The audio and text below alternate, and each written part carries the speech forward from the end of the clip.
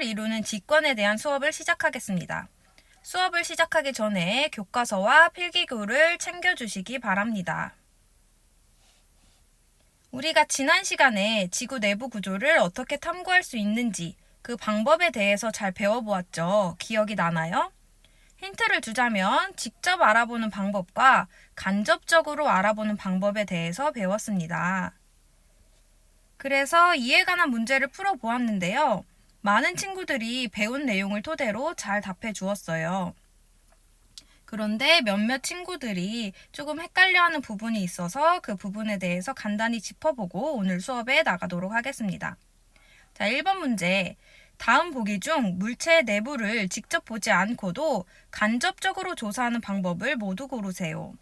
이 문제를 풀려면 내부를 조사하는 직접적인 조사 방법과 간접적인 조사 방법이 무엇인지 알아야겠죠.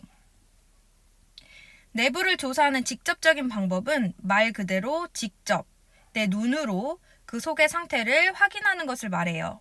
내가 잘 포장된 선물을 받았다면 그 포장지를 뜯고 그 속에 무엇이 들어있는지 눈으로 확인을 하는 거죠. 그 밖에도 사과를 잘라서 직접 그 속의 상태를 확인하는 방법, 땅 속을 파서 관찰하는 방법, 땅 속에서 흘러나온 화산 분출물을 조사하는 방법으로 내부를 직접 조사할 수 있습니다. 이 방법의 장점은 내가 상자를 열어서 뭐가 들었나 확인을 하기 때문에 가장 정확한 방법이 되겠습니다. 그런데 내부를 직접 확인할 수 없는 상황일 때 다른 대체 방법으로, 즉 간접적인 방법으로 내부를 조사하는데요. 예를 들어 내가 운동장에서 놀다가 넘어져서 팔이 부러진 것 같아요. 이 속을 확인하는 가장 정확한 방법은 살을 째서 뼈의 상태를 직접 눈으로 확인하는 것이지만 아플 때마다 뼈를 직접 확인할 수는 없죠. 대신에 병원에 가면 엑스레이 촬영이라는 대체 방법을 통해서 간접적으로 뼈의 상태를 확인합니다. 지구도 내부가 어떻게 생겼는지 가장 정확히 아는 방법은 땅을 6,400km 속까지 파서 확인을 하거나 사과를 반으로 뚝 자르듯 지구를 반으로 쪼개서 눈으로 확인하는 게 가장 정확하겠지만 현실적으로는 직접 땅을 6,400km까지 파거나 쪼개는 것은 불가능하죠. 그래서 간접적인 방법으로 지진파를 이용한다고 했습니다. 이러한 간접적인 방법은 직접적인 방법보다 정확하지는 않지만 직접 땅을 파거나 쪼갤 필요도 없이 컴퓨터 앞에 앉아서 분석을 하면 이 커다란 지구 속을 다 분석할 수 있으니까 굉장히 효율적인 방법이라고 할 수 있습니다. 그럼 여러분이 어떻게 답했는지 확인해 보죠. 상자를 열어보는 것은 열어서 눈으로 직접 그 안을 확인하니 직접적인 방법이고요. 공항 검색대에서 X선으로 가방을 검사하는 것은 가방을 열지 않아도 뭐가 들었는지 보이니 간접적인 방법이 되겠습니다. 초음파로 신체 내부 상태를 확인하는 것도 신체 내부를 열어보지 않고도 나의 뼈가, 나의 폐가 어떤 상태인지 확인할 수 있는 간접적인 방법이었습니다. 수박을 잘라서 내부를 확인하는 것은 직접적인 방법이 되겠고요. 만약 우리가 마트에서 수박을 사기 전에 잘 익은 수박을 고르려고 수박을 통통 쳐보는 것은 간접적인 방법이 되겠죠.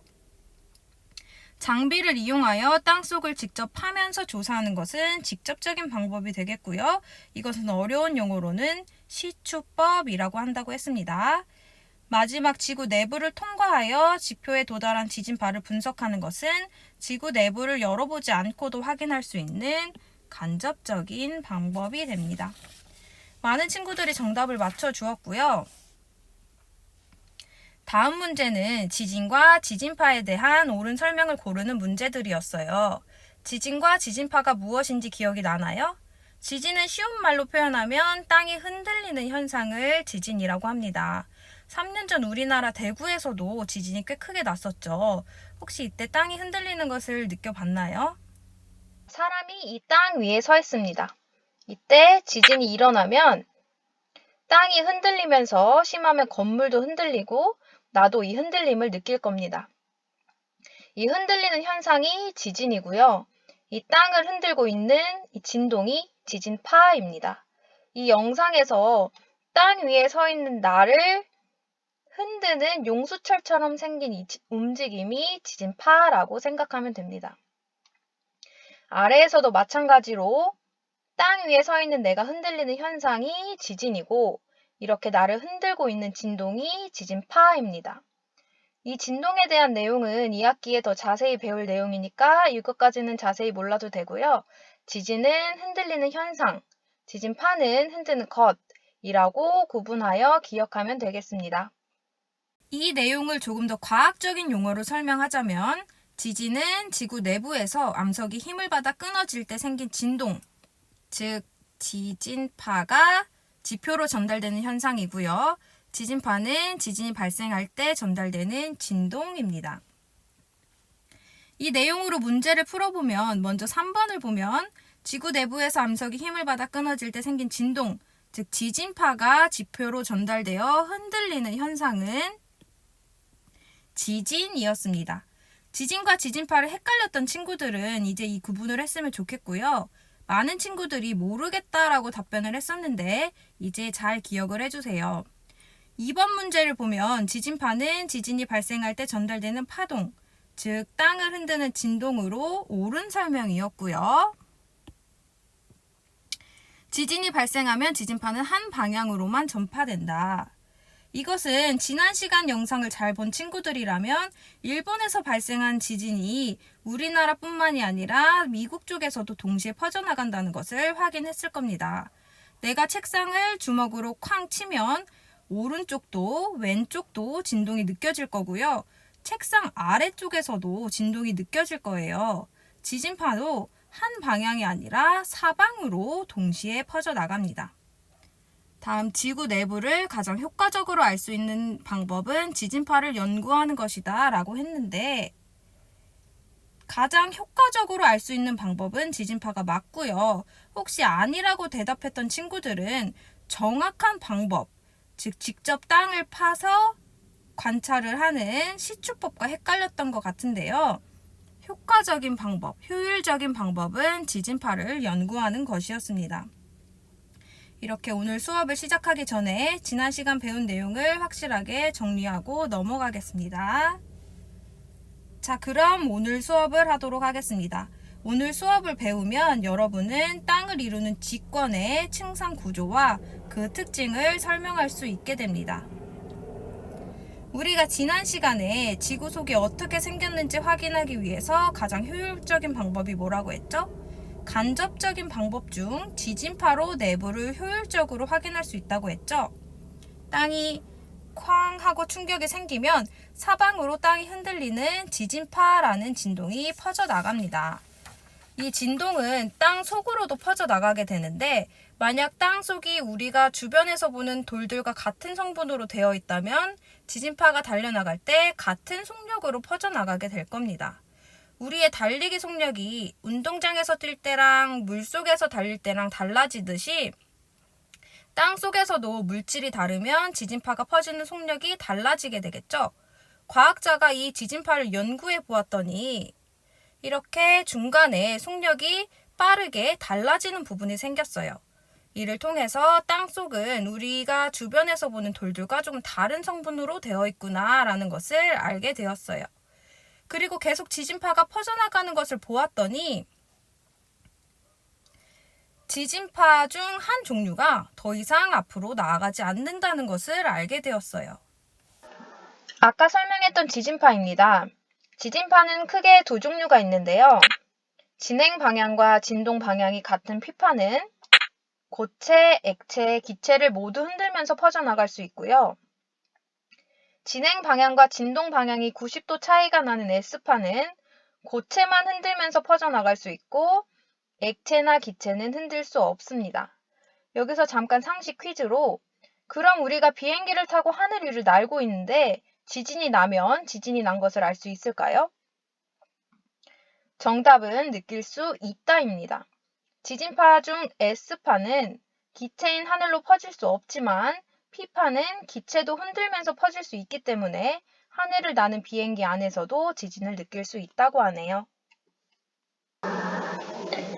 잘 퍼져나가는 S파가 더 이상 퍼지지 못하고 반대쪽으로 가지 못한다는 건 이 안의 상태가 액체나 기체 상태라는 거겠죠? 그런데 이 위에 있는 땅들을 다 떠받치고 있으려면 액체 상태가 더 적합할 겁니다. 무거운 물 위에 가벼운 나뭇잎이 뜨는 것처럼 액체 위에 고체가 뜰 수 있는데 이 층도 돌보다 더 무거운 철과 니켈 같은 물질들이 녹아있는 액체 상태라고 추측을 할 수 있습니다. 그래서 이 S파로 지구 내부에 액체로 된 층이 확인되었습니다. S파는 더 이상 나갈 수 없으니까 P파로 계속 내부를 조사해 봅시다. 이번에도 지진파가 계속 퍼져 나가는데 이렇게 또 속력이 빨라지는 구간이 발견됩니다. 여러분도 이제 여기에 다른 상태의 층이 있다는 것을 유추할 수 있겠죠? 속력이 빨라지는 것으로 보아 과학자들은 다시 고체 상태일 것이다 라고 추측을 하였는데요. 땅속으로 가면서 점점 뜨거워지고 점점 더 압력이 높아진다더니 액체보다 더 뜨거운데 어떻게 다시 고체가 되지? 라고 생각을 할 수 있겠지만 6,400km의 엄청 두꺼운 돌과 철 같은 것이 나를 막 누르면 압력이 엄청나겠죠? 그래서 녹는 것보다 압력이 더 크게 작용을 해서 녹지 못하고 꽉 붙잡아줘서 고체 상태로 있게 됩니다. 이 이유에 대해서도 2학기 때 자세히 배우게 될 겁니다. 이렇게 지진파로 지구 내부를 간접적으로 조사를 해보니까 지구 내부에는 4개의 층으로 되어 있다라는 것을 알게 되었습니다. 각 층의 이름은 위에서부터 지각, 멘틀, 외핵, 내핵이라고 이름을 붙였는데요. 제일 바깥쪽 우리가 밟고 있는 이 지각은 고체 상태로 직권의 가장 바깥쪽이고 가장 얇은 층입니다. 지구의 표면은 대륙과 바다로 되어 있듯이 지각은 대륙 지각과 해양 지각으로 이루어져 있습니다. 지각 밑에 있는 멘틀은 고체 상태로 일부분은 움직일 수 있는, 즉 유동성이 있는 고체로 되어 있습니다. 움직이는 고체는 젤리나 푸딩 아니면 슬라임이나 우리의 살처럼 액체처럼 흘러내리지는 않은데 움직일 수 있는 상태를 말합니다. 멘틀의 특징은 지구 전체 부피의 대부분인 약 80%를 차지하고 있는 부분입니다. 멘틀의 아래 부분에는 핵 중 바깥쪽을 의미하는 외핵이 있는데요. 여기는 S파라는 지진파가 통과하지 못하는 것으로 보아 액체 상태라는 것을 알 수 있었고 돌보다 무거운 철과 니켈이 액체 상태로 존재합니다. 외핵의 안쪽에는 내핵이 있는데요. 이곳의 물질도 외핵처럼 철과 니켈의 무거운 성분으로 되어 있는데 고체 상태라는 것이 다릅니다. 지구 중에서 가장 뜨겁고 가장 압력이 센 부분입니다. 우리가 밟고 있는 이 지각을 둘러보면 히말라야 산처럼 엄청 높은 산도 있고 이 산은 땅속으로 그만큼 쌓여 있어요. 그럼 지각은 엄청 두껍겠죠? 그런데 지각은 지구에서